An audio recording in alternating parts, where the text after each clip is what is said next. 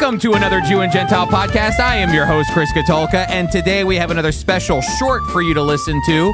We have our very own Bruce Scott. He is the Program Ministries Director with the Friends of Israel Gospel Ministry. He and a team of several Christians just returned from Israel to volunteer in Israel on our Hesed project. This is a great opportunity for Christians to minister to Israelis, especially during this very difficult time as they've been at war with Hamas. So we're going to be hearing from Bruce. He gave a message to our Friends of Israel Staff Chapel, and we wanted you to hear it. So Bruce, take it away. All right. Hesed has been running since 2012. And for the longest time, we were at Kaplan Medical Center until 2019 was our last year because COVID hit, as you know, in 2020.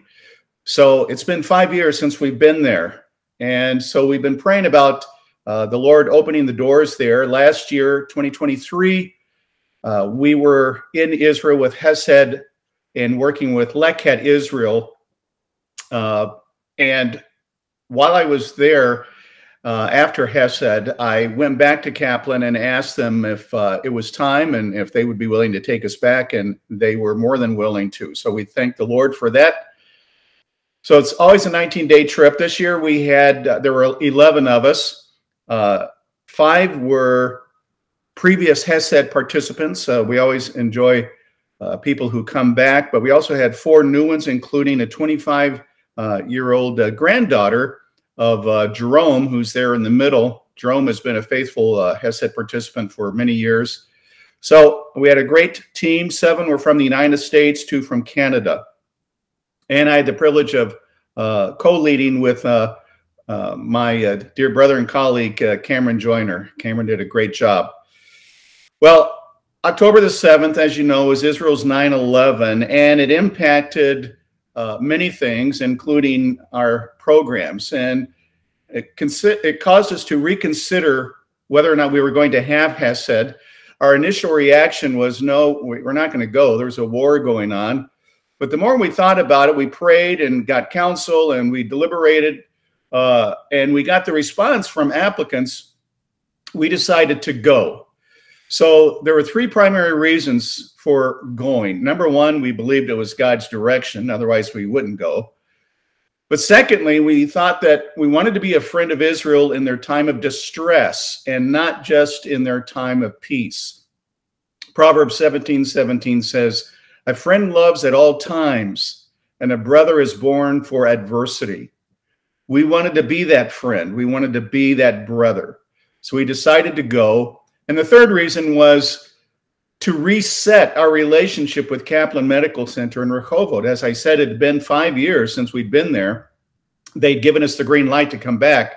So this was a reset opportunity. It was a new CEO, new assistant to the CEO. So everything was new, and we didn't want to miss this opportunity. There were 3 challenges also in going. First of all, there were last-minute cancellations. We had a number of applicants, but they felt like it wasn't the Lord's will for them.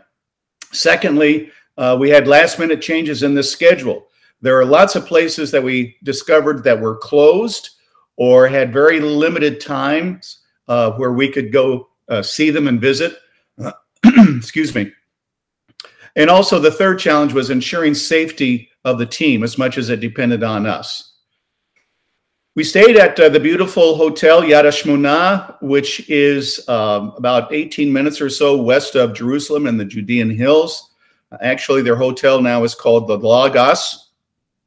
It's a beautiful location, a great place to come back to after a hard day's work. It's a moshav run by believers, so we enjoy supporting them in that way. Before we get to Kaplan Medical Center, I just wanted to share that we did do some other things other than volunteer at Kaplan Medical Center. We had an opportunity to explore a Crusader fortress near Latrun. We went to a nearby park. We had 1 day in Jerusalem. We had another day up in the Galilee in the Kinneret area. And we had a wonderful team. We had lots of fun, lots of laughter. And if you're not familiar with what these three are doing, just look it up about the three monkeys and you'll understand. We also had the opportunity to be interviewed by Dr. Charlie Dyer, who has a program called The Land in the Book with Moody Radio.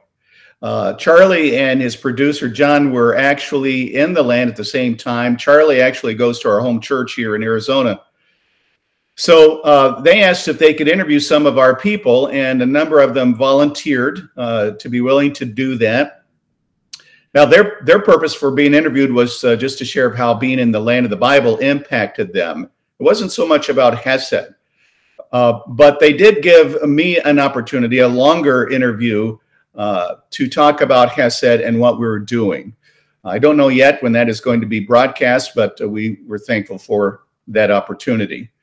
We also enjoyed having fellowship with the Israeli believers there at both Jack Kurtz's Kehillah and Menno's Kehillah as well. We got to have Shabbat dinner with a number of them and just enjoyed the fellowship of Israeli believers and encouraging them and they encouraging us in our faith. We took our ladies to the ladies' Bible study that Jack's congregation has. So it was very encouraging to be with them. We also had team devotions. Cameron and I asked our team the question, why are we here? And we answered it by going through the different covenants, Abrahamic, Davidic, New Covenant, and also Israel's current position today in God's program. Now, this is our perception of Israel's condition after October the 7th. Our Israeli workers could probably give a more accurate perception, but coming in from the outside, this is our perception. Number one, Israel's economy is struggling. There were very few tourists and people everywhere we went. It was the emptiest I had ever seen in Israel.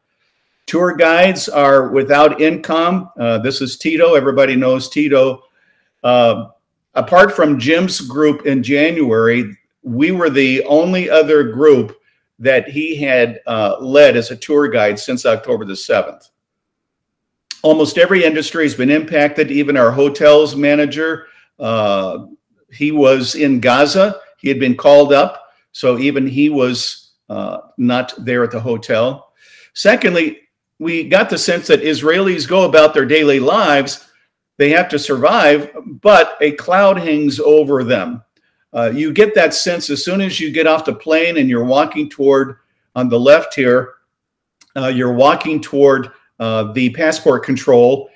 They have signs of all of the hostages as you go. At Kaplan Medical Center, the slide on the right, they have these little pictures of all of the hostages on a wall. I don't know if you can see it, but those that have a green circle around it are those that have been returned. There are many, including babies, that have not been returned. Also at Kaplan Medical Center, there is a table right in the emergency room that has these plaques of fallen soldiers, of family members, of people who work at Kaplan. Some of their family members have died in the war, including the CEO of the Friends of Kaplan Medical Center, Amos Shavit. He lost a 20-year-old nephew, Nachman. He showed me his plaque, and he was in tears. He was very choked up when he showed me. Many Israeli hotels house Israeli evacuees. Some evacuees are so traumatized that they need the comforting presence of IDF reservists. At our hotel, Yad Shmona, it wasn't that it was an insecure place, but there were 4 IDF soldiers there that were there for the sake of a family that were staying there. Just to give them comfort. The soldier that you see here, his name is Minnie, who is also a tour guide. He was very nice to us. I'm very amazed at what we were doing. And he said, you people are just amazing. And he appreciated what we were doing so much that he gave us a big bowl of candy, which didn't last very long. Israelis believe they're fighting for their very survival, and they want to be allowed to finish the job. And number 3, tales of heroism provided by Shmuel Bowman, who's with Operation Live Shield. He took us down to visit a family called the Perez family at Nitzan Bet, which is between Ashdod and Ashkelon. When we arrived, they fed us a huge lunch. It was just amazing. And they told us a story of how their daughter Rayut was at an IDF base along the Mediterranean on October the 7th. She was able to call her mother, give a message, and then the phone went out. And her two brothers, Lior and Stav, jumped in a car and went to the base and rescued her and brought her back. Their car was all shot up. Stav was shot in the head and the chest. Two of his fingers were shot off, and they were able to reattach those. So just an amazing rescue story. We then visited the mayor and security team at Bat Hadar, which is near Ashkelon, and they told us their story of how they really saved thousands of lives, giving warning to people at that time. And then we also visited the Magen David Adom Marcus Blood Center, which has 3 stories above ground and 3 stories below ground, where they keep Israel's blood reserves. So what did we do at Kaplan Medical Center? Kaplan is growing. They have beginning to have beautiful facilities now. This is a new building that they have where they moved their cardiology department and other departments as well. On the very first day, orientation day, they treated us with shakshuka and lots of pastries and food, and they called all the managers in. The CEO of the hospital, Professor Tarif Badr, who, by the way, is Druze. It's interesting. He's not even Jewish. He's Druze, but he's very well respected. The deputy CEO was there, Dr. Eitan Lavon, and he read a speech that they later put in a frame for me. It's just amazing what he said. I can't read it all to you for sake of time, but just to share a little bit, he said, "It is with profound gratitude that I welcome each and every one of you to this sacred mission of compassion and service in the heart of Israel. You came here during a period of great turmoil to shine the light of love and hope in the darkest of times. In this hospital, amidst the chaos of war, your presence carries a message of solidarity and empathy. Your volunteering transcends boundaries of nationality and religion. It is rooted in the universal language of compassion and love. This is a faith that can move mountains."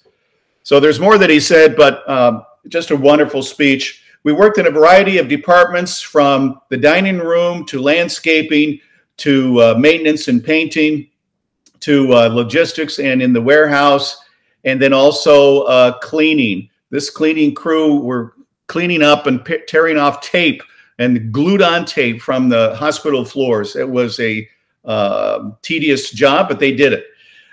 Some of the major change at Kaplan, there's an abundance of bomb shelters. Everywhere you go, there is a bomb shelter. That was never the case before. One of our team members, Rebecca, cut her hair, and she donated for cancer patients there at Kaplan. And they cut it right there at Kaplan. And this had a tremendous impact. The word got around all the way to the CEO, and people were talking to her and interviewing her about her doing this. There was a doctor there, Steve Malnick, who met with us for almost 45 minutes. He wanted to talk to us specifically to find out why we were doing this. So he just had us in the hospital there, and we went in a room and he talked to us for 45 minutes. Each of us got to share why we were there, and just a wonderful, amazing opportunity to share our faith. And we told them it was because of our faith and Yeshua. There was an outpouring of appreciation. This is the head of laundry, Yaron, who told us he was just amazed and just couldn't believe it. He said, "I respect you." He's talking to me. "I respect you like my father." Just incredible. As our cleaning team was cleaning up the tape, a stranger came up, pointed at them and said, "You are holy people." We just had great appreciation from all of the departments. They fed us constantly. We got to have Shabbat dinner in Kaplan workers' homes the last Shabbat evening, which was a great opportunity for them to ask us questions, and we had opportunities to share about our faith. On the final day of work, the CEO, Professor Badr, gave each of us, again, lots of food, but certificates of appreciation. And one of the things that was also impactful is that there in the hospital, there is a wall that says, "With gratitude, we honor these donors." And there's Friends of Israel Gospel Ministry. The gospel ministry part is very important, and so we were very happy. And then lastly, when Cameron and I went to the airport to leave, we stood in line. Really, it was only El Al traveling at that time. All the airlines that I could see, they didn't have any people standing in front of them. And so the line it took us an hour to get to the counter. Well, during that time, we spoke to a young lady that was Cameron's age, who was standing right behind us. And we got into a conversation for the next hour and talking about who we were, why we were there, and the opportunities that we had. And we talked about Yeshua and our faith. And as we talked to her family members who she was separated from in the line would pass us on the other column every so often. So she would give them an update of what we were talking about. This happened all the time from when we first started and got on the plane in Newark, New Jersey, and when we got back. So we praise the Lord for what he did. There's a whole lot more I could share, but I'm out of time. And so we say, to God be the glory, and we thank you for your prayers. Well, that does it, everybody. Thank you so much for being a part of the Jew and Gentile podcast. Hey, just a fresh reminder, be sure to go to foiequip.org, and there you can find out how you can get involved with the Friends of Israel. Hesed is a perfect way to volunteer and minister to the Israeli people. So if you want to be a part of what Bruce is doing, it happens every year. You can be on Hesed. Go to foiequip.org and find out how you can get involved. Also, sign up for our classes. We've got fantastic classes that'll be teaching you the Bible from the Jewish perspective. Hey, everybody, thank you so much for being a part of the program, and we'll see you next week.